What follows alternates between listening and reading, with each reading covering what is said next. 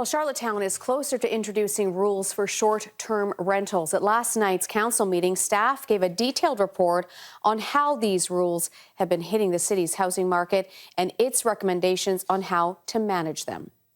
Isabella Zafrisi was at last night's meeting and has the latest for us tonight. Louise, the city has been working on this file for a while now. Over the last year, it's consulted with industry experts and has looked at what other municipalities across the country have done when it comes to regulating short-term rentals. At last night's meeting, planning staff presented different recommendations to regulate short-term rentals, but there was one recommendation it felt would be the best fit. Staff recommended an option that would allow for short-term rentals in any principal residence, including apartments.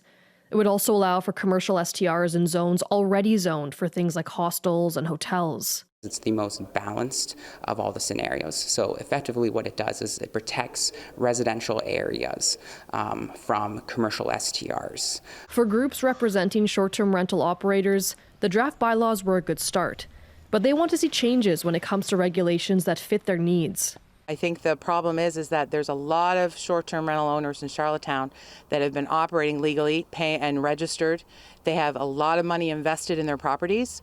They hire people, they employ cleaners, and those people will be shut down, and it's just not fair. Those advocating for affordable housing in the city say the rules need to be more strict.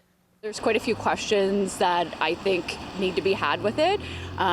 Is there a grandfathering in of the existing properties? I think that's something to consider as well, because as our group has consistently said, we want to return long-term housing units back to the market. Zielke stresses that all of the options are open to change once public consultation occurs, and says any of the 5 scenarios would help to increase Charlottetown's vacancy rate, which currently sits at 1.2%. Louise, planning staff will meet later this week to discuss the draft bylaws. If the recommendations are okayed, they will go to council for a vote and then go to public consultation.